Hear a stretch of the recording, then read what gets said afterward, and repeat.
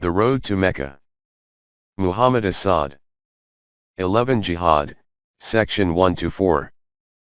As I am leaving the Prophet's mosque, a hand grips mine, and as I turn my head, I meet the kind old eyes of Sidi Muhammad Azizawai, the Sanusi.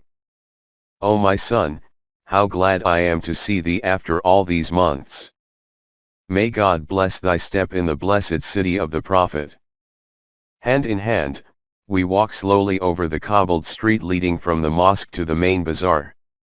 In his white North African burnous, Sidi Muhammad is a familiar figure in Medina, where he has been living for years, and many people interrupt our progress to greet him with the respect due not only to his 70 years but also to his fame as one of the leaders of Libya's heroic fight for independence. I want thee to know, O my son, that Sayyid Ahmed is in Medina. He is not in good health, and it would give him much pleasure to see thee. How long wilt thou remain here? Only until the day after tomorrow, I reply, but I shall certainly not leave without seeing Sayyid Ahmed. Let us go to him now. In the whole of Arabia there is no man whom I love better than Sayyid Ahmed, for there is no man who has sacrificed himself so wholly and so selflessly for an ideal. A scholar and a warrior, he has devoted his entire life to the spiritual revival of the Muslim community and to its struggle for political independence, knowing well that the one cannot be brought about without the other. How well I remember my first meeting with Sayyid Ahmed, many years ago, in Mecca. To the north of the holy city rises Mount Abu Qubays, the center of many ancient legends and traditions. From its summit, crowned by a small, whitewashed mosque with two low minarets, there is a wonderful view down into the valley of Mecca with the square of the Mosque of the Kaaba at its bottom and the colorful, loose amphitheater of houses climbing up the naked, rocky slopes on all sides. A little below the summit of Mount Abu Qubays, a complex of stone buildings hangs over narrow terraces like a cluster of eagles' nests, the Meccan seat of the Sanusi fraternity. The old man whom I met there, an exile to whom all ways to his home in Cyrenaica were closed after 30 years' fight and his 7-year odyssey between the Black Sea and the mountains of Yemen, bore a name famous throughout the Muslim world, Sayyid Ahmed, the Grand Sanusi.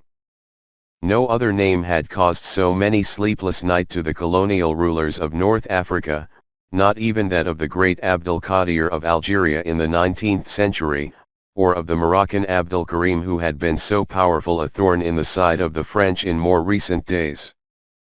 Those names, however unforgettable to the Muslims, had only a political import, while Sayyid Ahmed and his order had for many years been a great spiritual power as well.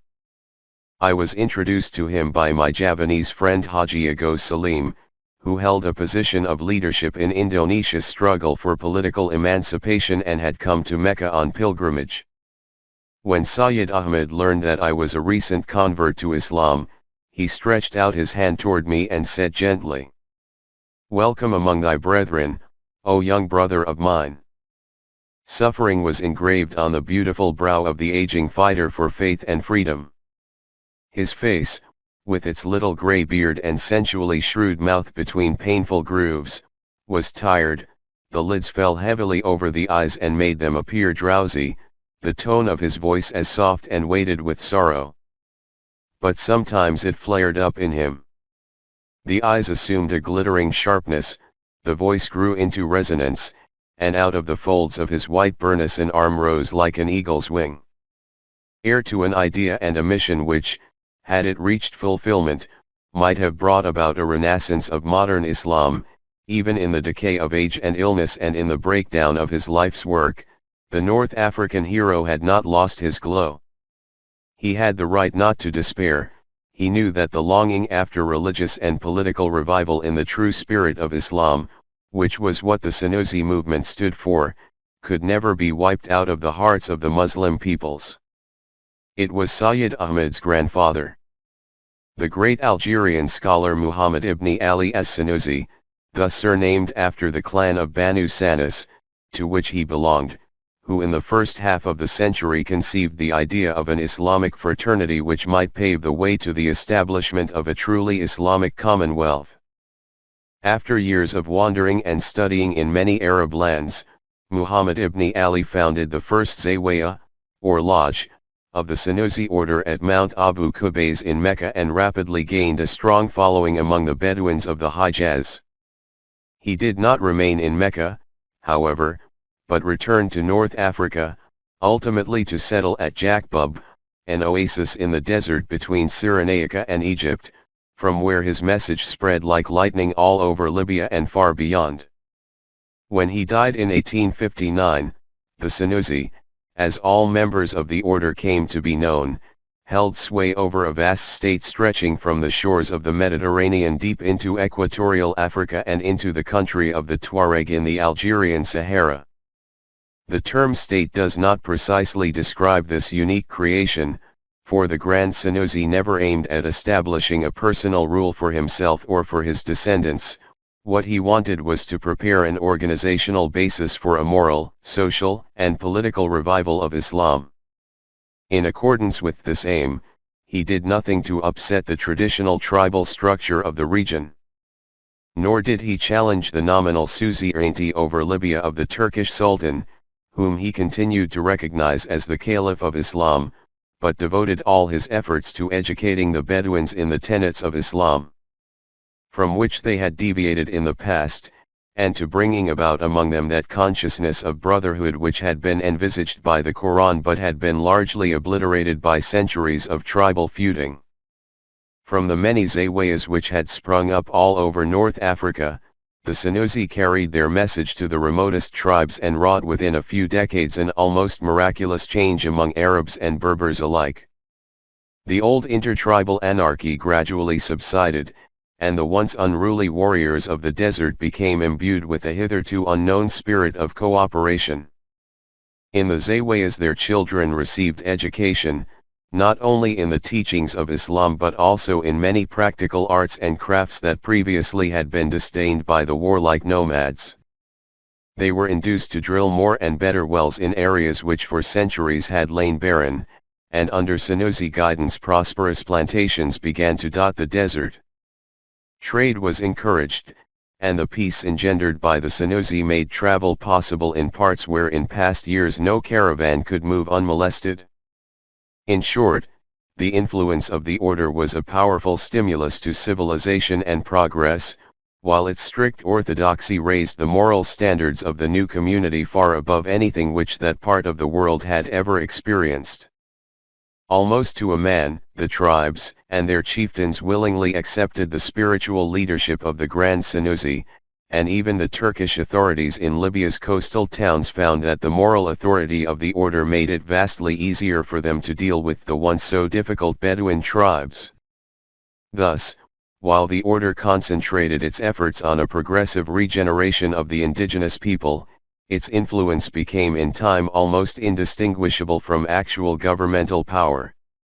This power rested on the order's ability to rouse the simple Bedouins and the Tuareg of North Africa out of their erstwhile sterile formalism in matters religious, to fill them with a desire to live truly in the spirit of Islam and to give them the feeling that all of them were working for freedom, human dignity, and brotherhood. Never since the time of the Prophet had there been anywhere in the Muslim world a large-scale movement as closely approximating the Islamic way of life as that of the Sunusi. This peaceful era was shattered in the last quarter of the 19th century, when France began to advance southward from Algeria into equatorial Africa, and to occupy, step by step, regions that previously had been independent under the spiritual guidance of the order. In defense of their freedom, the founder's son and successor, Muhammad al-Mahdi, was forced to take to the sword and was never able to lay it down. This long struggle was a true Islamic jihad, a war of self-defense, thus defined by the Quran: fight in the way of God against those who fight against you, but do not yourselves be aggressors, for, verily, God does not love aggressors. Fight against them until there is no longer oppression and all men are free to worship God. But if they desist, all hostility shall cease. But the French did not desist, they carried their tricolor on their bayonets deeper and deeper into Muslim lands. When Muhammad al-Mahdi died in 1902, his nephew Sayyid Ahmed followed him in the leadership of the order. From the age of 19, during his uncle's lifetime and later when he himself became Grand Senussi, he was engaged in the fight against French encroachment in what is now French Equatorial Africa. When the Italians invaded Tripolitania and Cyrenaica in 1911, he found himself fighting on two fronts, and this new and more immediate pressure forced him to transfer his main attention to the north. Side by side with the Turks and after the latter abandoned Libya, alone. Sayyid Ahmed and his Senussi Mujahideen, as these fighters for freedom called themselves, waged war against the invaders with such success, that in spite of their superior armaments and numbers, the Italians could keep only a precarious foothold in a few coastal towns. The British, then solidly entrenched in Egypt and obviously none too anxious to see the Italians expand into the interior of North Africa, were not hostile to the Senussi. Their neutral attitude was of utmost importance to the order since all the supplies of the Mujahideen came from Egypt, where they enjoyed the sympathy of practically the whole population. It is quite probable that this British neutrality would in the long run have enabled the Senussi to drive the Italians entirely out of Cyrenaica. But in 1915 Turkey entered the Great War on the side of Germany, and the Ottoman Sultan, as Caliph of Islam, called upon the Grand Senussi to assist the Turks by attacking the British in Egypt. The British, naturally more than ever concerned about safeguarding the rear of their Egyptian possession, urged Sayyid Ahmed to remain neutral. In exchange for his neutrality, they were prepared to accord political recognition to the Senussi order in Libya, and even to cede to it some of the Egyptian oases in the western desert. Had Sayyid Ahmed accepted this offer, he would only have followed what common sense categorically demanded. He did not owe any particular loyalty to the Turks, who had signed away Libya to the Italians some years earlier, leaving the Senussi to fight on alone. The British had not committed any act of hostility against the Senussi but, on the contrary, had allowed them to receive supplies from Egypt, and Egypt was their sole avenue of supply. Moreover, the Berlin-inspired jihad which the Ottoman Sultan had proclaimed certainly did not fulfill the requirements laid down by the Quran. The Turks were not fighting in self-defense but rather had joined a non-Muslim power in an aggressive war. Thus, religious and political considerations alike pointed to one course alone for the Grand Senussi, to keep out of a war which was not his. Several of the most influential Senussi leaders, my friend Sidi Muhammad Azizawai among them, advised Sayyid Ahmed to remain neutral. But his quixotic sense of chivalry toward the Caliph of Islam finally outweighed the dictates of reason and induced him to make the wrong decision. He declared himself for the Turks and attacked the British in the western desert.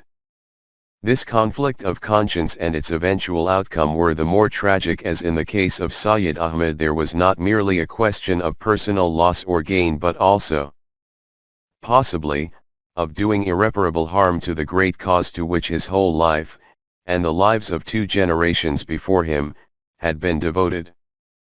Knowing him as I do, there is no doubt in my mind that he was prompted by a most unselfish motive, the desire to safeguard the unity of the Muslim world, but I have as little doubt that, from a political point of view, his decision was the worst he could ever have made.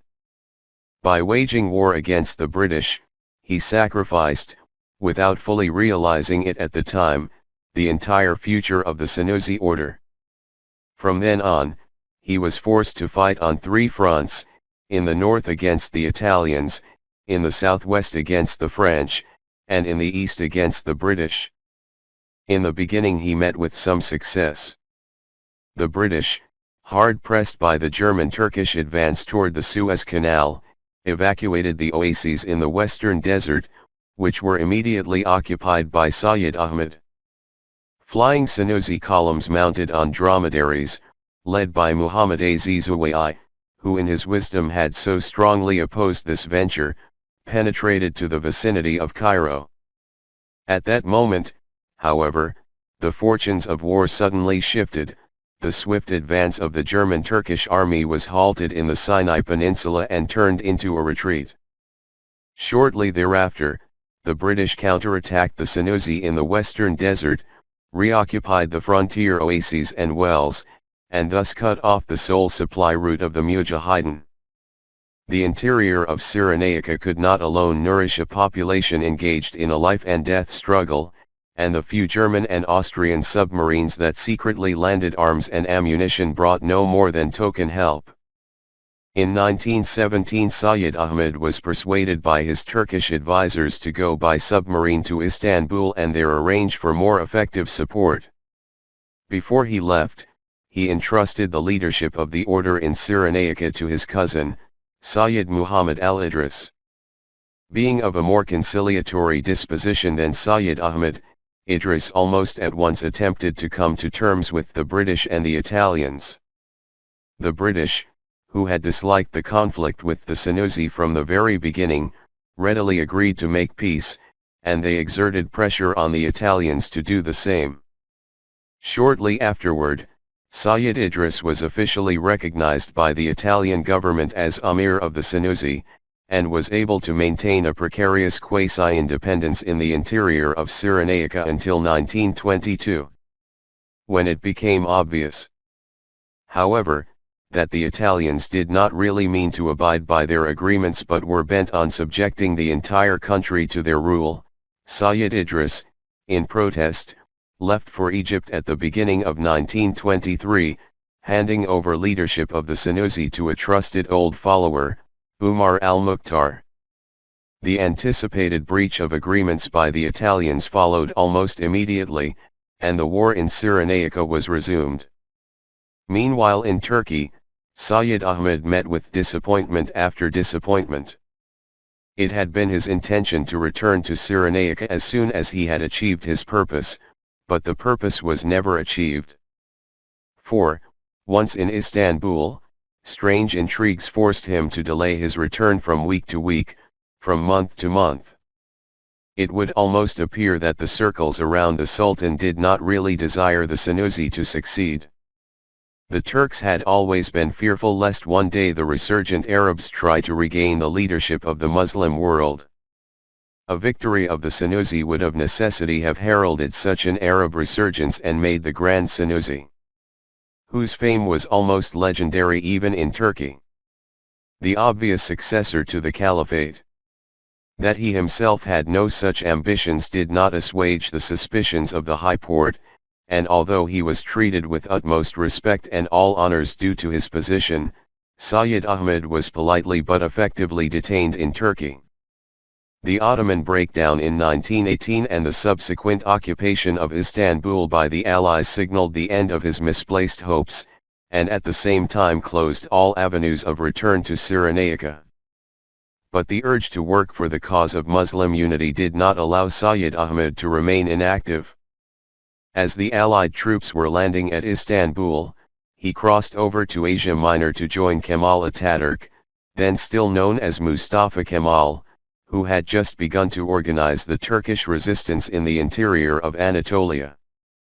One should remember that, in the beginning, the heroic struggle of Kemal's Turkey stood in the sign of Islam, and that it was religious enthusiasm alone that gave the Turkish nation in those grim days the strength to fight against the overwhelming power of the Greeks, who were backed by all the resources of the Allies.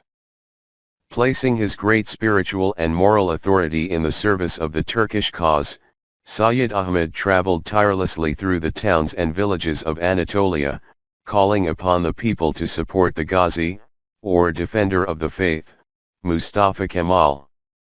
The Grand Senussi's efforts and the luster of his name contributed immeasurably to the success of the Kemalist movement among the simple peasants of Anatolia, to whom nationalist slogans meant nothing, but who for countless generations had deemed it a privilege to lay down their lives for Islam. but here again the Grand Senussi had committed an error of judgment, not with regard to the Turkish people, whose religious fervor did lead them to victory against an enemy many times stronger, but with regard to the intentions of their leader, for no sooner had the Ghazi attained to victory than it became obvious that his real aims differed widely from what his people had been led to expect. Instead of basing his social revolution on a revived and reinvigorated Islam, Ataturk forsook the spiritual force of religion, which alone had brought him to victory, and made, quite unnecessarily, a rejection of all Islamic values the basis of his reforms. Unnecessarily even from Ataturk's viewpoint. For he could easily have harnessed the tremendous religious enthusiasm of his people to a positive drive for progress without cutting them adrift from all that had shaped their culture and made them a great race. In bitter disappointment with Ataturk's anti-Islamic reforms, Sayyid Ahmed withdrew completely from all political activity in Turkey and finally, in 1923, left for Damascus.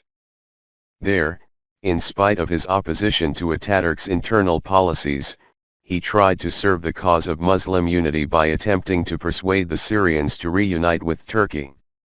The French Mandatory government viewed him, naturally, with utmost distrust, and when, toward the end of 1924, his friends learned that his arrest was imminent, he escaped by car across the desert to the frontier of Najd and thence proceeded to Mecca, where he was received warmly by King Ibn Saud. 2. And how are the Mujahideen faring, O Sidi Muhammad? I ask, for I have been without news from Cyrenaica for nearly a year. The round, white-bearded face of Sidi Muhammad Azizawai darkens. The news is not good, O my son. The fighting has ended some months ago. The Mujahideen have been broken, the last bullet has been spent. Now only God's mercy stands between our unhappy people and the vengeance of their oppressors. And what about Sayyid Idris? Sayyid Idris, replies Sidi Muhammad with a sigh, Sayyid Idris is still in Egypt, powerless, waiting, for what? He is a good man, God bless him, but no warrior. He lives with his books, and the sword does not sit well in his hand. But Umar al-Mukhtar, he surely did not surrender? Did he escape to Egypt? Sidi Muhammad stops in his tracks and stares at me in astonishment. Umar? So thou hast not heard even that? Heard what? My son, he says gently, Sidi Umar, may God have mercy on him, has been dead for nearly a year. Umar al-Mukhtar, dead. That lion of Cyrenaica, whose 70-odd years did not prevent him from fighting, to the last, for his country's freedom, dead. For 10 long, grim years he was the soul of his people's resistance against hopeless odds, against Italian armies 10 times more numerous than his, armies equipped with the most modern weapons, armored cars, aeroplanes and artillery, while Umar and his half-starved Mujahideen had nothing but rifles and a few horses with which to wage a desperate guerrilla warfare in a country that had been turned into one huge prison camp. I can hardly trust my own voice as I say, for the last year and a half, ever since I returned from Cyrenaica, I have known that he and his men were doomed. How I tried to persuade him to retreat into Egypt with the remnants of the Mujahideen, so that he might remain alive for his people. And how calmly he brushed aside my attempts at persuasion, knowing well that death, and nothing but death, awaited him in Cyrenaica, and now, after 100 battles, that long-waiting death has at last caught up with him. But, tell me, when did he fall? Muhammad Azizawai shakes his head slowly, and as we emerge from the narrow bazaar street into the open, dark square of Al-Manakah, he tells me. He did not fall in battle. He was wounded and captured alive. And then the Italians killed him. Hanged him like a common thief. But how could they? I exclaim. Not even Graziani would dare to do such a terrible thing. But he did, he replies, with a wry smile. It was General Graziani himself who ordered him to be hanged. Sidi Umar and a score of his men were deep in Italian-held territory when they decided to pay their respects to the tomb of Sidi Rafi, the Prophet's companion, which was in the vicinity. Somehow the Italians learned of his presence and sealed off the valley on both sides with many men. There was no way to escape. Sidi Umar and the Mujahideen defended themselves until only he and 2 others remained alive. At last his horse was shot dead under him and, in falling, pinned him to the ground. But the old lion continued firing his rifle until a bullet shattered one of his hands, and then he continued firing with the other hand until his ammunition ran out. Then they got hold of him and carried him, bound, to Soluk. There he was brought before General Graziani, who asked him, "What wouldst thou say if the Italian government, in its great clemency, would allow thee to live? Art thou prepared to promise that thou wilt spend thy remaining years in peace?" But Sidi Umar replied, "I shall not cease to fight against thee and thy people until either you leave my country or I leave my life. And I swear to thee by him who knows what is in men's hearts that if my hands were not bound this very moment, I would fight thee with my bare hands, old and broken as I am." Thereupon General Graziani laughed and gave the order that Sidi Umar be hanged in the marketplace of Soluk, which they did. And they herded together many thousands of Muslim men and women from the camps in which they were imprisoned and forced them to witness the hanging of their leader. 3. Still hand in hand, Muhammad Aziz Zawai and I proceed in the direction of the Sanusi Zawaya. Darkness lies over the vast square, and the noises of the bazaar have been left behind. The sand crunches under our sandals. Here and there a group of resting load camels can be discerned, and the line of houses on the distant periphery of the square shows indistinctly against the cloudy night sky. It reminds me of the fringe of a distant forest, like those juniper forests on the tableland of Cyrenaica where I first encountered Sidi Umar al-Mukhtar, and the memory of that fruitless journey wells up within me with all its tragic flavor of darkness and danger and death. I see the somber face of Sidi Umar bent over a small, flickering fire and hear his husky, solemn voice, "We have to fight for our faith and our freedom until we drive the invaders away or die ourselves. We have no other choice." It was a strange mission that brought me to Cyrenaica in the late January of 1931. Some months earlier, to be precise, in the autumn of 1930, the Grand Sanusi came to Medina. I spent hours in his and Muhammad Aziz Zawai's company, discussing the desperate straits of the Mujahideen who were carrying on the struggle in Cyrenaica under the leadership of Umar al-Mukhtar. It was evident that unless they received quick and effective help from outside, they would not be able to last out much longer. The situation in Cyrenaica was roughly this: all the towns on the coast and several points in the northern part of the Jabal Akhdar, the Green Mountains of central Cyrenaica, were firmly held by the Italians. Between these fortified points they maintained continuous patrols with armored cars and considerable numbers of infantry, mostly Eritrean askaris, supported by an air squadron which made frequent sorties over the countryside. The Bedouins, who constituted the core of the Sanusi resistance, were unable to move without being spotted immediately and strafed from the air. It often happened that a reconnaissance plane reported the presence of a tribal encampment by wireless to the nearest post.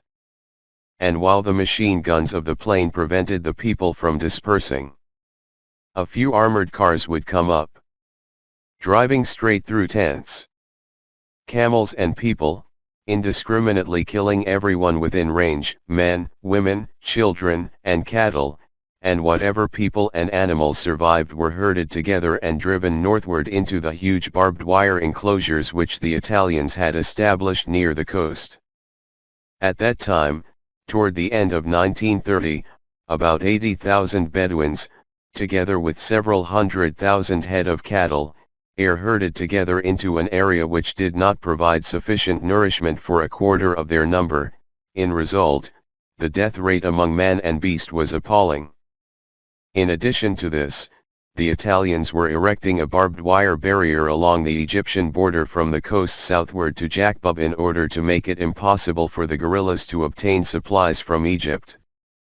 The valiant Maghariba tribe under their indomitable chieftain, Al-Atawish, Umar al-Mukhtar's right-hand man, were still putting up a stiff resistance near the western coast of Cyrenaica, but most of the tribe had already been overwhelmed by the superior numbers and equipment of the Italians. Deep in the south, the Zuwayya tribe, led by 90-year-old Abu Kurayyim, were still fighting desperately despite the loss of their tribal center, the Jalu oases.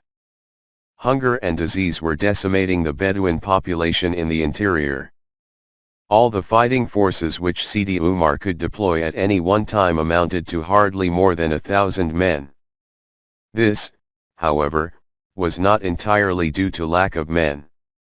The kind of guerrilla warfare which the Mujahideen were waging did not favor large groupments of warriors but depended rather on the speed and mobility of small striking forces which would suddenly appear out of nowhere. Attack an Italian column or outpost, capture its arms and disperse without trace into the tangled juniper forests and broken up wadis of the Cyrenaican plateau. That such small bands, however brave and death-despising, could never win a decisive victory over an enemy who commanded almost unlimited resources of men and armaments was obvious. The question was, therefore, how to increase the strength of the Mujahideen so as to enable them not only to inflict sporadic losses on the invaders but to wrest from them the positions in which they were entrenched and hold those positions in the face of renewed enemy attacks. Such an increase of Senussi strength depended on several factors. A steady influx of badly needed food supplies from Egypt. Weapons with which to meet the onslaughts of aeroplanes and armored cars, especially anti-tank rifles and heavy machine guns. Trained technical personnel to employ such weapons and to instruct the Mujahideen in their use, and, lastly, the establishment of reliable wireless communications between the various groups of Mujahideen in Cyrenaica and secret supply depots within Egyptian territory. For about a week, evening after evening, the Grand Senussi, Sidi Muhammad, and I held counsel on what might be done. Sidi Muhammad expressed the opinion that an occasional reinforcement of the Mujahideen in Cyrenaica would not solve the problem. It was his belief that the oasis of Kufra, far to the south in the Libyan desert, which had been the headquarters of the Senussi order under Sayyid Ahmed, should again be made the focal point of all future warfare, for Kufra was still beyond the reach of Italian troops. It lay, moreover, on the direct, if very long and difficult, caravan route to the Egyptian oases of Baraya and Farafra, and therefore could be more effectively provisioned than any other point in the country.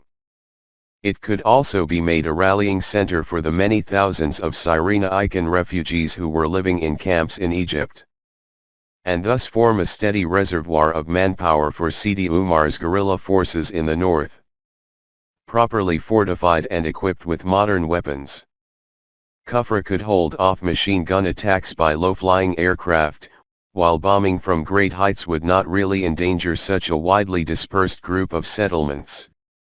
The Grand Senussi suggested that if such a reorganization of the struggle were possible, he himself would return to Kufra to direct future operations from there.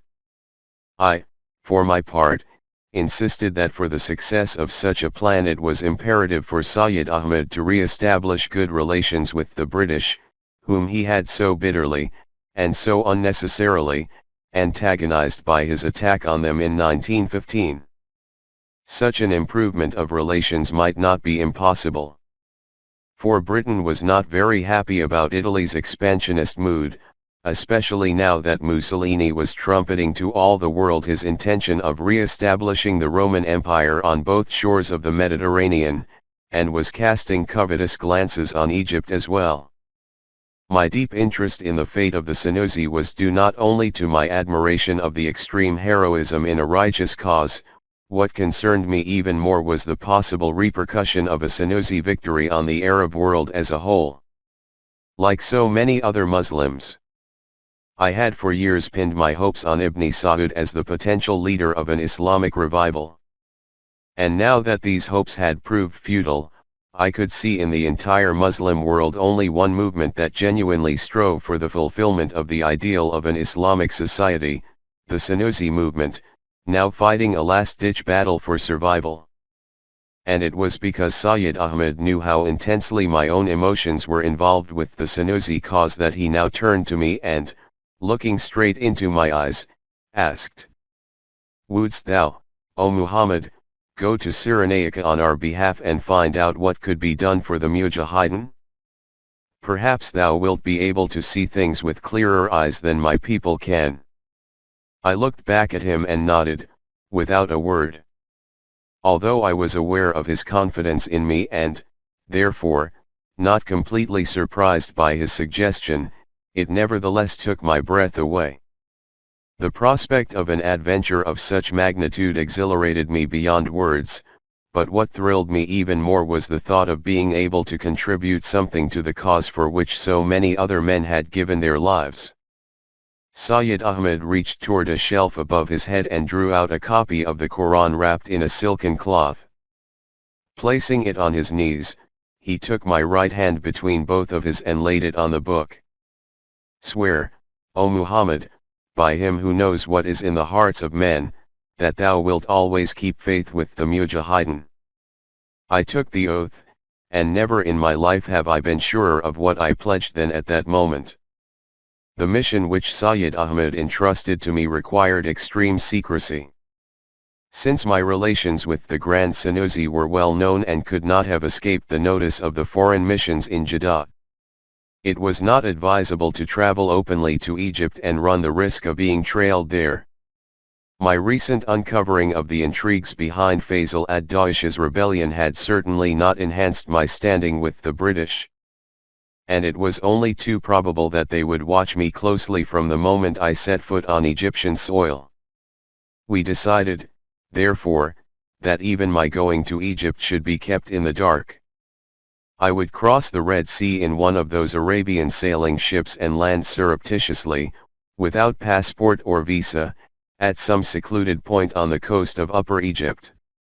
In Egypt I would be able to move about freely in the guise of a Hijazi townsman.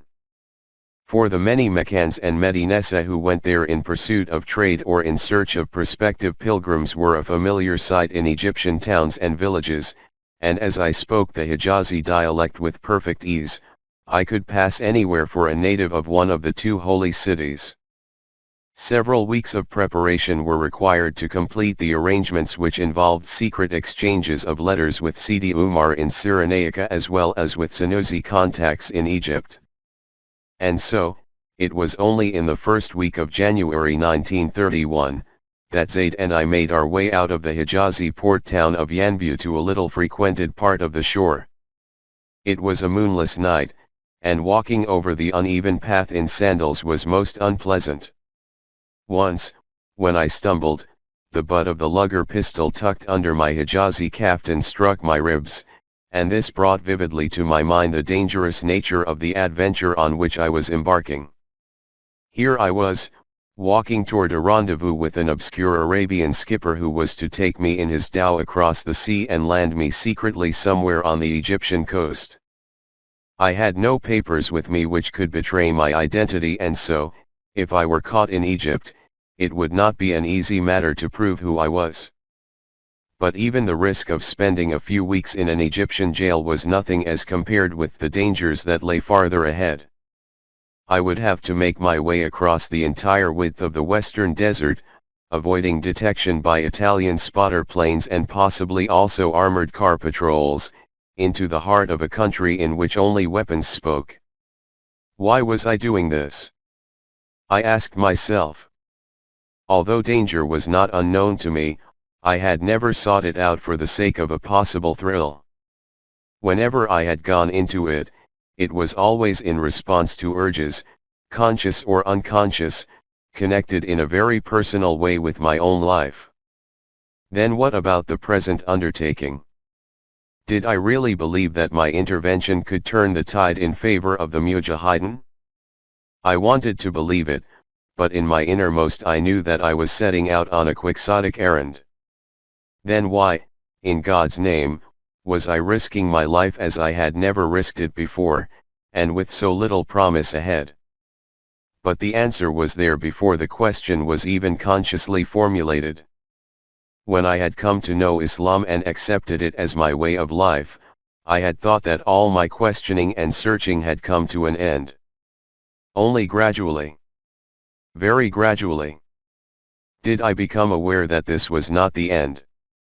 For to accept a way of life as binding for oneself was, to me at least, inextricably bound up with a desire to pursue it among like-minded people, and not only to pursue it in a personal sense but also to work for its social fruition within the community of my choice. To me, Islam was a way and not an end, and the desperate guerrillas of Umar al-Mukhtar were fighting with their lifeblood for the freedom to tread that way, just as the companions of the Prophet had done 13 centuries ago. To be of help to them in their hard and bitter struggle, however uncertain the outcome, was as personally necessary to me as to pray. And there was the shore. In the soft swell of the wavelets that lapped against the pebbles rocked the rowboat that was to take us to the ship anchored in the dark distance beyond. As the solitary oarsman rose from the waiting boat, I turned to Zayd. Zayd, my brother, dost thou know that we are going into a venture which may prove more threatening to thee and me than all of ad-Daesh's Ikhwan put together? Dost thou not look back with yearning to the peace of Medina and thy friends? Thy way is my way, O my uncle, he replied. And hast thou not told me thyself that water which stands motionless becomes stale and foul? Let us go, and may the water run until it becomes clear. The ship was one of those large, clumsy dhows which ply all around the coasts of Arabia, built entirely of wood, smelling of dried fish and seaweed, with a high poop, 2 Latin-rigged masts and a large, low-ceilinged cabin between them. The Rais, or skipper, was a wizened old Arab from Muscat. The small, beady eyes that peered at me from beneath the folds of a voluminous, multicolored turban bore a wary expression that spoke of long years spent in illicit hazards and adventures, and the curved, silver-encrusted dagger in his sash did not seem to be mere ornament. Marhaba, ya marhaba, O my friends! He cried as we clambered aboard. This is an hour of good augury. How many times, I mused, had he given the same hearty welcome to poor Hajis whom he surreptitiously took on board in Egypt and, without any further thought to their welfare, landed on the coasts of the Hijaz, so that they might avoid paying the heavy pilgrimage tax which the Saudi government had imposed on those who wished to make the pilgrimage to the house of God. And how many times had he used exactly these words to the slave traders who, in sharp violation of the law of Islam, had captured some wretched Ethiopians to sell in the slave markets of Yemen.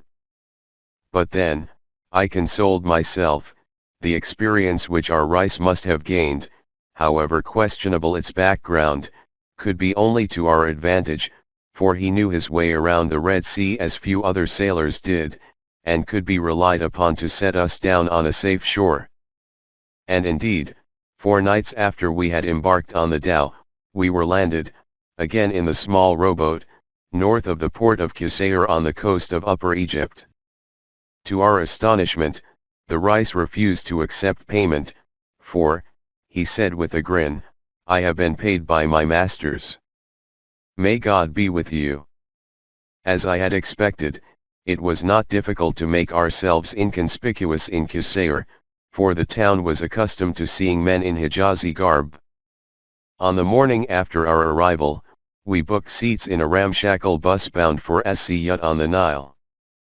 And, sandwiched between an alarmingly fat woman who carried a basket full of chickens in her vast lap and an old fella who, upon observing our attire, immediately started reminiscing about the Hajj he had performed 10 years earlier. Zaid and I started on the first stage of our African journey. I had always thought that any man engaged in a surreptitious and risky undertaking was bound to feel as though he were the object of suspicion on the part of everyone he encountered, and that his disguise could easily be seen through. But, strangely enough, I did not have that feeling now. During my past years in Arabia I had entered the life of its people so fully that somehow it did not occur to me to regard myself as anything but one of them. And although I had never shared the peculiar business interests of the Meccans and Medinesa, I now felt so entirely at home in my role of pilgrim tout that I promptly became involved in an almost professional discussion with several other passengers on the virtues of performing the Hajj. Zaid fell into the spirit of the game with great zest, and so the first hours of our journey were spent in lively conversation.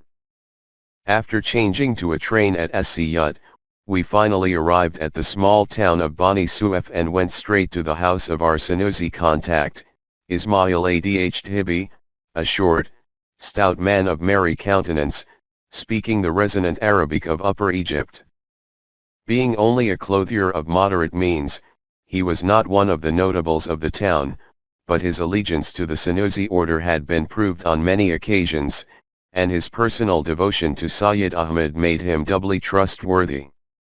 Although the hour was late, he aroused a servant to prepare a meal for us, and while we waited for it, he recounted the arrangements he had made. First of all, immediately on receipt of Sayyid Ahmed's message, he had contacted a well-known member of the Egyptian royal family who for many years had been an ardent and active supporter of the Sanusi cause. The prince was fully apprised of the purpose of my mission. He had readily consented to place the necessary funds at my disposal and also to provide mounts and 2 reliable guides for the desert journey to the Cyrenaican border. At this moment, our host informed us, they were awaiting us in one of the palm orchards outside Bani Suef. Zaid and I now discarded our Hijazi dress, which would arouse too much curiosity on the western desert routes. In its place we were provided with cotton trousers and tunics of North African cut as well as with woolen burnouses such as are worn in western Egypt and Libya. From the basement of his house Ismail produced 2 short cavalry carbines of Italian pattern, for it will be easier to replenish your ammunition for this kind of rifle among the Mujahideen. On the following night, guided by our host, we made our way out of the town. Our 2 guides proved to be Bedouins from the Egyptian tribe of Alad Ali, among whom the Sanusi had many supporters.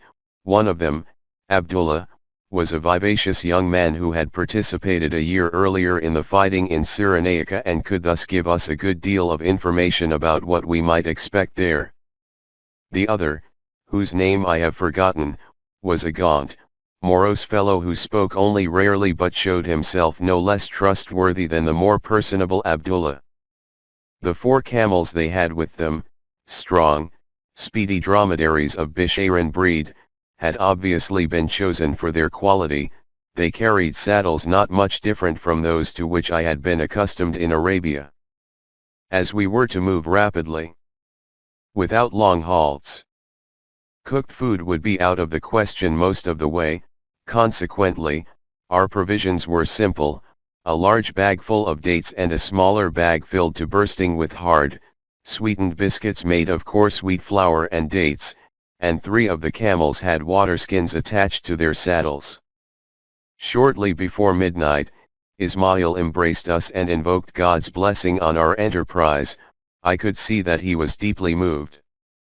With Abdullah leading, we left the palm orchard behind us and soon, under the light of a bright moon, ambled at a brisk pace over the gravelly desert plain toward the northwest. Owing to the necessity of avoiding any encounter with the Egyptian frontier administration, whose cars and camel-mounted constabulary might, for all we knew, patrol this part of the western desert, we took care to keep as far as possible from the main caravan tracks.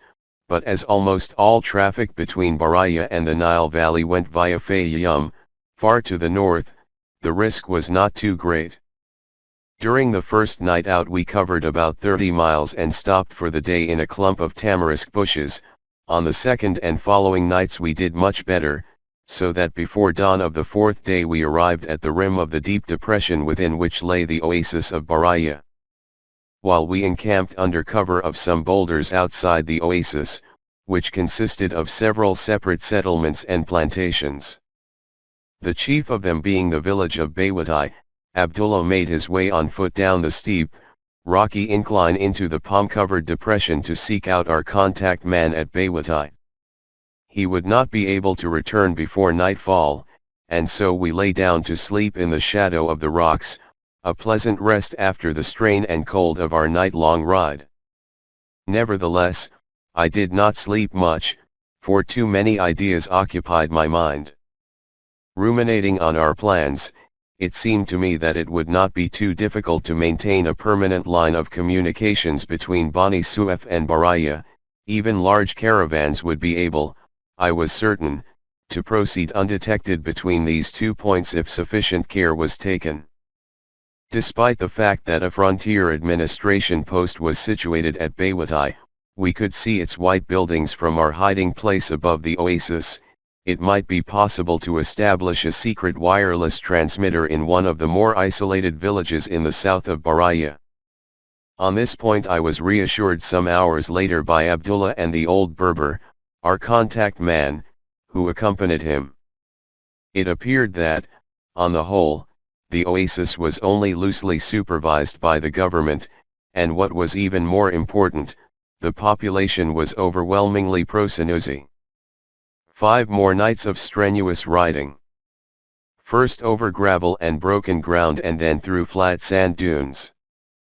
Past the uninhabited Sitra oasis and its lifeless, dark blue salt lake fringed by reeds and thickets of wild palms, over the Arj depression with its fantastic, craggy chalk rocks, to which the moonlight imparted a ghostly, otherworldly appearance, and, toward the end of the 5th night, our first view of the oasis of Siwa.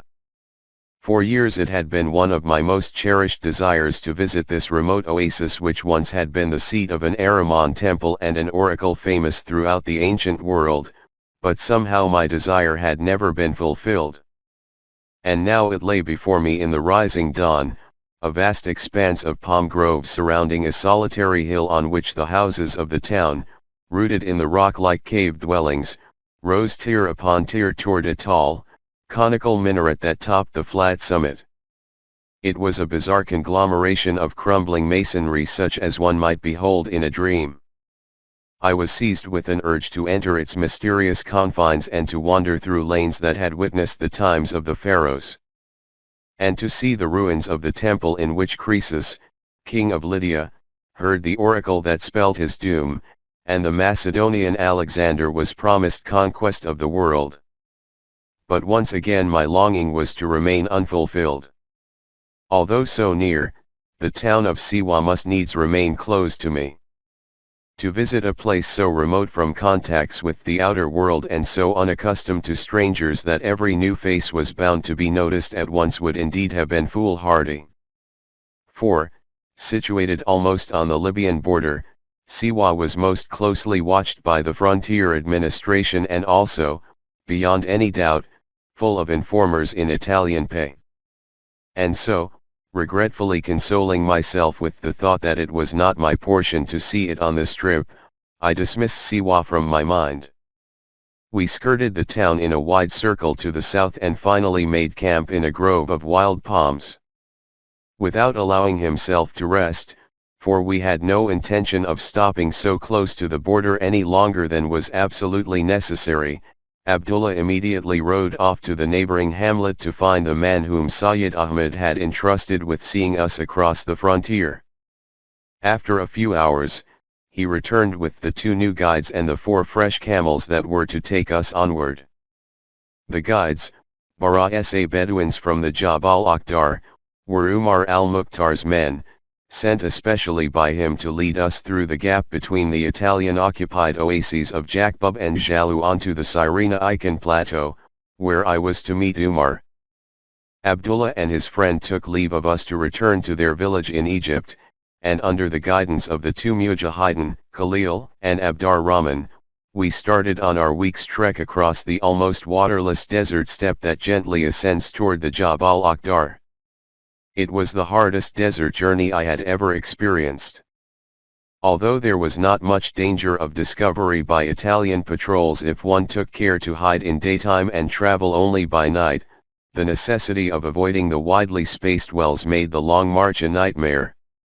Only once were we able to water our camels and refill our water skins from a desolate well in Wadi al-Mra, and this almost proved our undoing.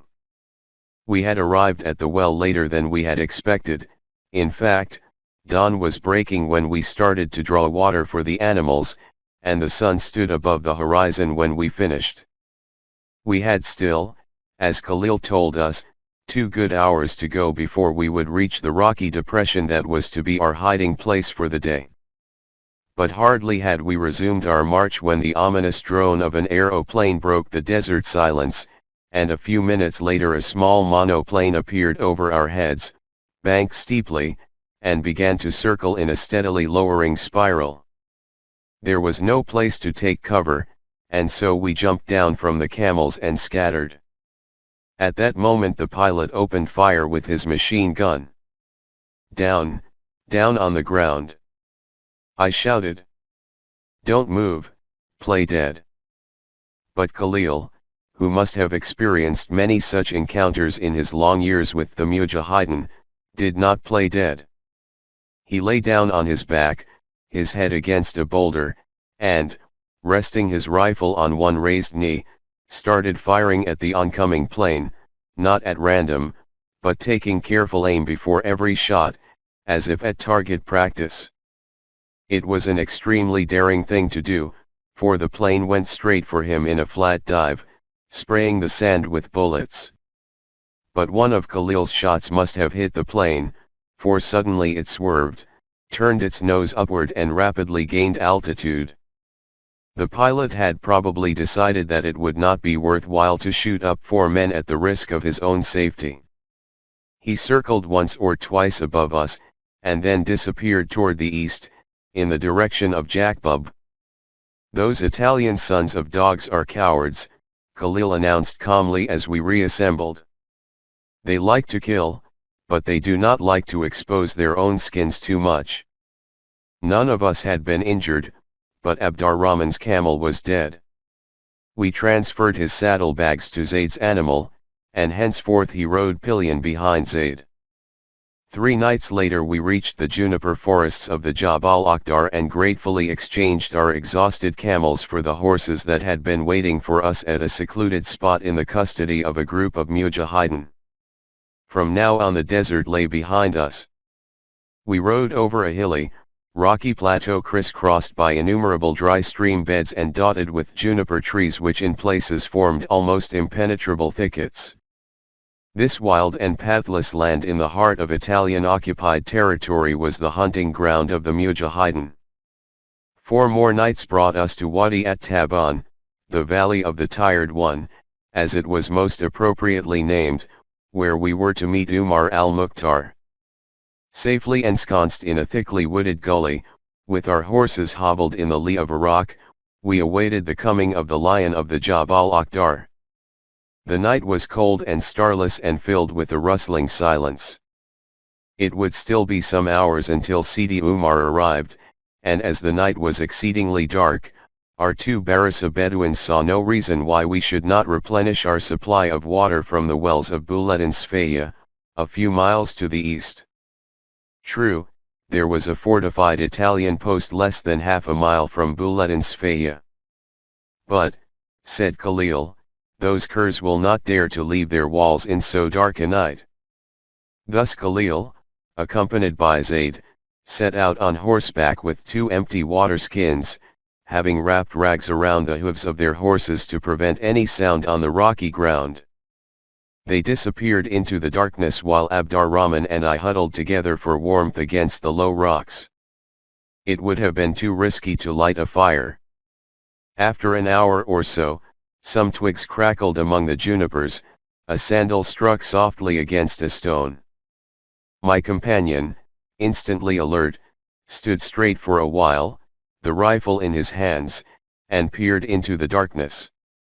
A subdued call, not unlike the wail of a jackal, came from the thicket, and Abdurrahman, cupping his hand before his mouth, answered with a similar sound. The figures of two men appeared before us.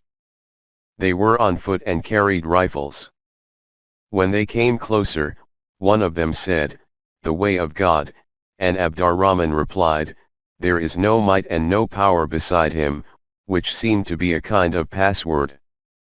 Of the two new arrivals, both of them clothed in ragged jards, the wraps of Libyan Bedouins, one apparently knew Abdurrahman, for he gripped both his hands and greeted him affectionately.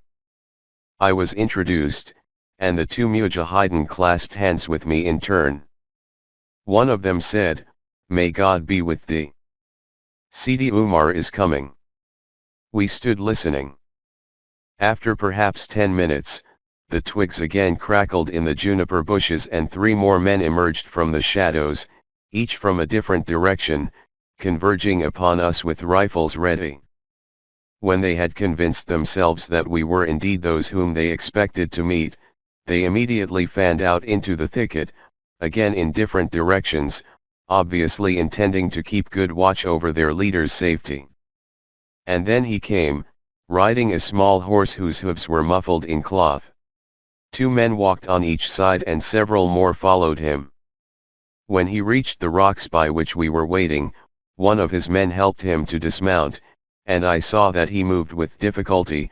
Later I learned that he had been wounded in a skirmish some 10 days earlier. In the light of the rising moon, I could now see him clearly. A man of middle size. Strong of bone, a short, snow-white beard framed his somber, deeply lined face, the eyes lay deep in their sockets. From the creases around them one could guess that in different circumstances they might have readily laughed, but now there was nothing in them but darkness and suffering and courage. I stepped forward to meet him and felt the strong pressure of his gnarled hand. "Welcome, my son," and as he spoke his eyes swept over me, keenly, appraisingly, the eyes of a man to whom danger was daily bread. One of his men spread a blanket on the ground and Sidi Umar sat down heavily. Abdurrahman bent over to kiss his hand and then, after asking the leader's permission, set himself to lighting a small fire under the protective overhang of a rock. In the faint glow of the fire, Sidi Umar read the letter from Sayyid Ahmed which I had brought with me. He read it carefully, folded it, held it for a moment over his head, a gesture of respect and devotion one almost never sees in Arabia but often in North Africa, and then turned toward me with a smile. "Sayyid Ahmed, may God lengthen his life, has good words to say about thee. Thou art ready to help us. But I do not know where help could come from, save from God, the mighty, the bountiful. We are indeed reaching the end of our allotted time. But this plan which Sayyid Ahmed has evolved," I interposed, "could it not be a new beginning? If steady supplies could be arranged and Kufr made the base of future operations, could not the Italians be held?" I had never seen a smile so bitter, so hopeless as that with which Sidi Umar answered me, "Kufra? Kufra is lost. It was occupied by the Italians about a fortnight ago." This news stunned me. Throughout all the past months, Sayyid Ahmed and I had been building our plans on the supposition that Kufra could be made a rallying point for intensified resistance. With Kufra gone, nothing remained to the Senussi but the tortured plateau of the Jabal Akhdar, nothing but the steadily tightening vice of Italian occupation, loss of point after point, a slow, relentless strangulation. How did Kufra fall? With a weary gesture, Sidi Umar motioned to one of his men to come closer. "Let this man tell thee the story.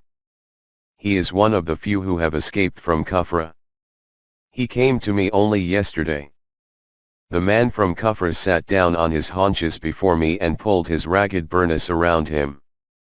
He spoke slowly, without any tremor of emotion in his voice, but his gaunt face seemed to mirror all the horrors he had witnessed. They came upon us in 3 columns, from 3 sides, with many armored cars and heavy cannon. Their aeroplanes came down low and bombed houses and mosques and palm groves. We had only a few hundred men able to carry arms, the rest were women and children and old men. We defended house after house, but they were too strong for us, and in the end only the village of Al-Hawari was left to us. Our rifles were useless against their armored cars, and they overwhelmed us. Only a few of us escaped. I hid myself in the palm orchards waiting for a chance to make my way through the Italian lines, and all through the night I could hear the screams of the women as they were being raped by the Italian soldiers and Eritrean askaris. On the following day an old woman came to my hiding place and brought me water and bread. She told me that the Italian general had assembled all the surviving people before the tomb of Sayyid Muhammad al-Mahdi, and before their eyes he tore a copy of the Quran into pieces, threw it to the ground and set his boot upon it, shouting, "Let your Bedouin prophet help you now, if he can." And then he ordered the palm trees of the oasis to be cut down and the wells destroyed, and all the books of Sayyid Ahmed's library burned. And on the next day he commanded that some of our elders and ulama be taken up in an aeroplane, and they were hurled out of the plane high above the ground to be smashed to death. And all through the second night I heard from my hiding place the cries of our women and the laughter of the soldiers, and their rifle shots. At last, I crept out into the desert in the dark of night and found a stray camel and rode away. When the man from Kufra had concluded his terrible tale, Sidi Umar gently drew me to himself and repeated, "So thou canst see, my son, we have indeed come close to the end of our allotted time." And, as if in reply to the unspoken question in my eyes, he added, "We fight because we have to fight for our faith and our freedom until we drive the invaders out or die ourselves. We have no other choice.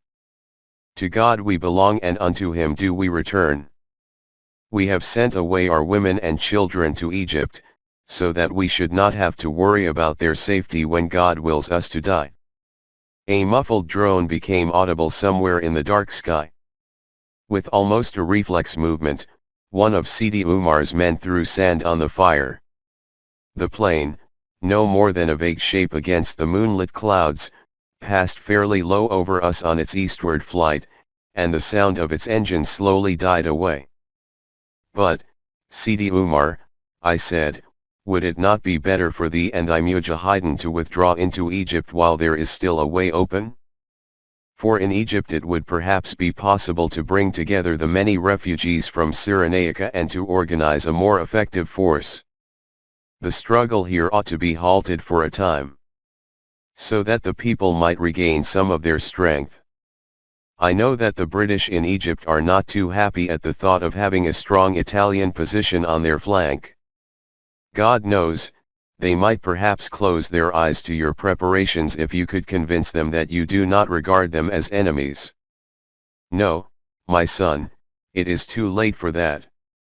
What thou speakest of was possible 15-16 years ago, before Sayyid Ahmed, may God lengthen his life, took it upon himself to attack the British in order to help the Turks, who did not help us. Now it is too late. The British will not move a finger to make our lot easier, and the Italians are determined to fight us to the finish and to crush all possibility of future resistance. Should I and my followers go now to Egypt, we would never be able to return. And how could we abandon our people and leave them leaderless, to be devoured by the enemies of God? What about Sayyid Idris? Does he share thy views, Sidi Umar? Sayyid Idris is a good man, a good son of a great father. But God has not given him the heart to sustain such a struggle." There was a deep earnest, but no despondency, in Sidi Umar's voice, as he thus discussed with me the inevitable outcome of his long struggle for freedom, he knew that nothing awaited him but death. Death held no terror for him, he did not seek it, but neither did he try to evade it. And, I am sure, even if he had known what kind of death lay before him, he would not have tried to avoid it. He seemed to be conscious in every fiber of his body and mind that each man carries his destiny within himself, wherever he goes and whatever he does. A soft commotion became audible from within the brush, so soft that one might have remained unaware of it under ordinary circumstances, but these were no ordinary circumstances. With my ears tensed in anticipation of all manner of danger from unexpected quarters, I could clearly distinguish the faint sounds of stealthy movement that had stopped abruptly, to be resumed a few moments later. The bushes parted and out stepped Zayd and Khalil, accompanied by two of the sentries. The horses they led were loaded with bulging water skins. At the sight of Sidi Umar, Khalil rushed forward to kiss the leader's hand, whereupon I introduced Zayd. The sharp eyes of Sidi Umar rested with obvious approval on Zayd's austere face and spare figure. Placing his hand on Zayd's shoulder, he said, "Welcome to thee, O brother from the land of my fathers. Of which Arabs art thou?" And when Zayd told him that he belonged to the tribe of Shamir, Umar nodded smilingly, "Oh, then thou art of the tribe of Hadim at-Tayyi, the most generous of men." Some dates wrapped in a piece of cloth were placed before us by one of Sidi Umar's men, and he invited us to the simple fare. When we had eaten, the old warrior stood up. "It is time to move on, brothers. We are too close to the Italian post at Buletin Sfaya to allow daybreak to find us here." We broke our improvised camp and rode on behind Sidi Umar, while the rest of his men followed on foot. As soon as we emerged from the gully, I saw that Sidi Umar's company was much larger than I had thought. One by one, dark shadows darted from behind rocks and trees and joined our column, while several more men were strung out in loose pickets far to its right and left. No casual observer would have guessed that there were about 30 men around us, for each of them moved with the silence of a Red Indian scout. Before dawn we reached the main encampment of Umar al-Mukhtar's own door, guerrilla band, which at that time consisted of a little over 200 men. It was sheltered in a deep, narrow gorge, and several small fires were burning under overhanging rocks. Some men were sleeping on the ground. Others, blurred shadows in the grayness of early dawn, were busy with various camp tasks, cleaning their arms, fetching water, cooking meals, or tending to the few horses that were tethered to trees here and there. Almost all seemed to be clothed in rags, and neither then nor later did I see a single hole jarred or burnous in the entire group. Many of the men wore bandages which spoke of recent encounters with the enemy. To my surprise, I perceived two women, one old and one young, in the camp. They sat near one of the fires, apparently engrossed in repairing a torn saddle with crude bodkins. "These two sisters of ours go with us wherever we go," said Sidi Umar in reply to my mute astonishment. "They have refused to seek the safety of Egypt together with the rest of our women and children. They are mother and daughter. All their men have been killed in the struggle." For 2 days and a night, during which the camp was shifted to another place within the forests and gorges of the plateau, Sidi Umar and I went over every possibility of arranging more regular supplies for the Mujahideen. A trickle was still coming from Egypt. Ever since Sayyid Idris had reached an understanding with them during the period of his armistice with the Italians, the British authorities seemed to be willing to look, once again, with a certain tolerance upon Senussi activities within Egyptian territory so long as they remained limited to local moves.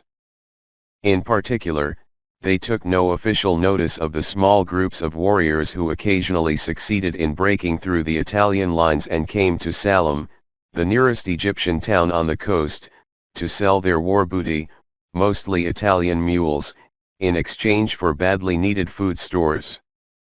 Such expeditions, however, were extremely hazardous for the Mujahideen and could not often be undertaken, the more so since the Italians were making rapid progress with the barbed wire entanglements that ran along the Egyptian border.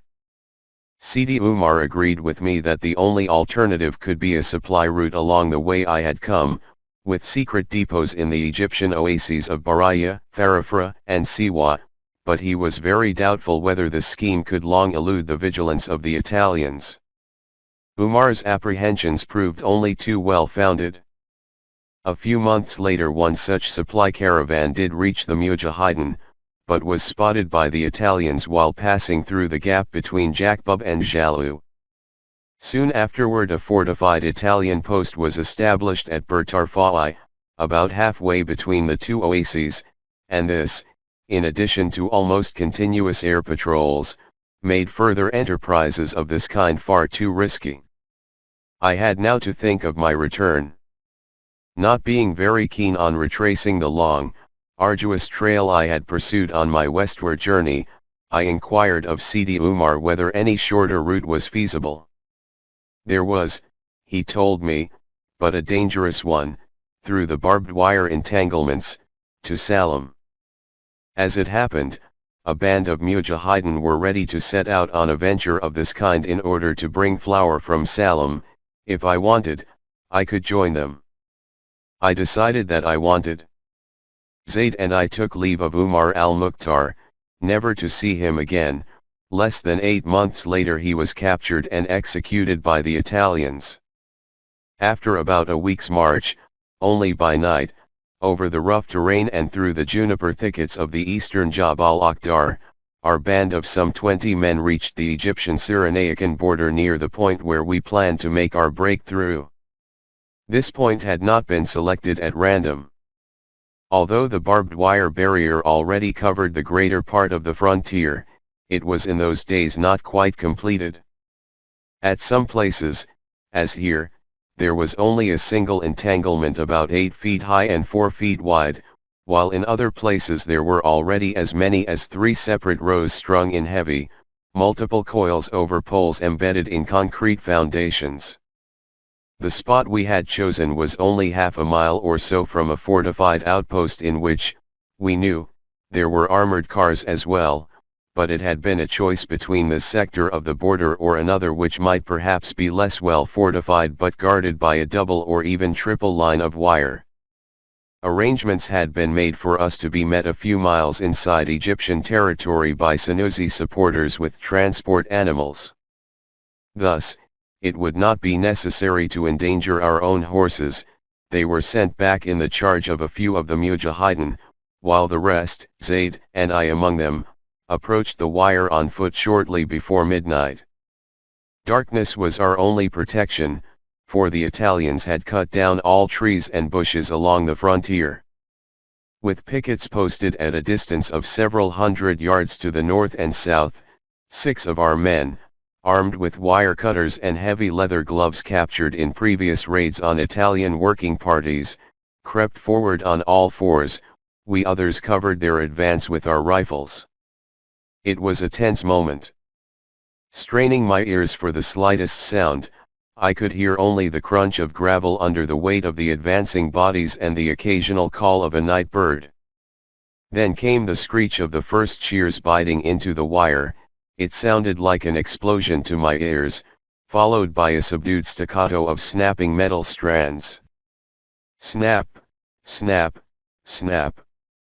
Grating and snapping, deeper and deeper into the entanglement.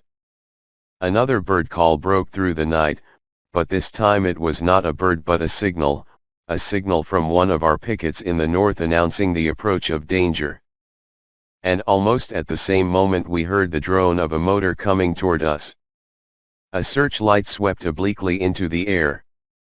Like one man, we threw ourselves to the ground, except for the wire cutters who went on with their work in desperate haste, no longer bothering about stealth but cutting, hacking into the wire with shears and rifle butts, like men possessed. A few seconds later a shot rang out, our northern sentry. The crew of the armored car must have sighted him, for the beam of the searchlight suddenly swept downward and we heard the ominous rattle of a machine gun. The roar of the engine increased in volume and the black silhouette bore down upon us, its beam catching us squarely on the ground. A blast of machine gun fire followed. The gunner had apparently aimed too high. I could hear the whiz and whine of the bullets as they passed over our heads. Lying on our bellies, we answered the fire with our rifles. The searchlight, the searchlight. Someone shouted. Aim at the searchlight. And the searchlight went out, apparently shattered by the bullets of our sharpshooters. The armored car came to an abrupt halt, but its machine gunner continued firing blindly. At that instant a shout from ahead of us announced that the breakthrough was completed, and, one by one, we squeezed ourselves through the narrow opening, ripping our clothes and our flesh on the barbed wire. A sound of running steps, and two more jart-clad figures threw themselves into the gap in the entanglement, our sentries rejoining us. The Italians were apparently loath to leave the car and engage us in open fight. And then we stood on Egyptian soil, or, rather, we continued to run, followed for a while by erratic firing from across the border, taking cover behind boulders, sand ridges and isolated bushes. Dawn found us well inside Egyptian territory and out of danger. Of our 20-odd men, 5 were missing, presumably dead, and 4 wounded, though none seriously. God has been merciful to us, said one of the wounded mujahideen. Sometimes we lose half of our men in crossing the wire. But then, none ever dies whom God, exalted be his name, has not willed to die. And does not the Holy Book say, speak not of those who are slain in the way of God as dead, for they are alive? 2 weeks later, returning by way of Marsa Matra and Alexandria to Upper Egypt and thence, as prearranged, by dhow back to Yanbu, Zayd and I found ourselves once again in Medina. The entire venture had taken about 2 months, and our absence from the Hijaz had hardly been noticed. As I step with Sidi Muhammad Azizawai over the threshold of the humble Sanusi Zawaya of Medina, those dim echoes of death and despair linger in my mind, and the smell of juniper trees, and the contraction of my heart at the sound of bullets passing over my head, and the pain of a hopeless quest, and then the memory of my Cyrenaican adventure fades away and only the pain remains. 4. And once again I stand before the Grand Sanusi and look upon the old warrior's tired face, and once again I kiss the hand that has held a sword so long that it cannot hold it any longer. God bless thee, my son, and make thy way secure. It is over a year since we last met, and the year has seen the end of our hopes. But praise be unto God, whatever he may decree. It must indeed have been a sorrowful year for Sayyid Ahmed. The furrows around his mouth are deeper and his voice is lower than ever. The old eagle is broken. He sits huddled on the carpet, his white burnous wrapped tightly about him as if for warmth, staring wordlessly into an endless distance. If we could only have saved Umar al-Mukhtar, he whispers. If we could only have persuaded him to escape to Egypt while there was yet time. Nobody could have saved Sidi Umar, I comfort him. He did not want to be saved. He preferred to die if he could not be victorious. I knew it when I parted from him, O Sidi Ahmed. Sayyid Ahmed nods heavily. Yes, I too knew it, I too knew it. I knew it too late. Sometimes it occurs to me that I was wrong to heed the call from Istanbul, 17 years ago. Was not that perhaps the beginning of death not only for Umar but for all the Sanusi? To this I have no reply, for I have always felt that Sayyid Ahmed's decision to start his unnecessary war against the British was the most fatal mistake of his life. But, adds Sayyid Ahmed, how could I have done otherwise when the Caliph of Islam asked me for help? Was I right or was I foolish? but who, except God, can say whether a man is right or foolish if he follows the call of his conscience? Who can say, indeed? The Grand Senushi's head sways slowly from side to side in a perplexity of pain. His eyes are veiled behind drooping lids, and with sudden certainty I know that they will never again flare up with a flame of hope,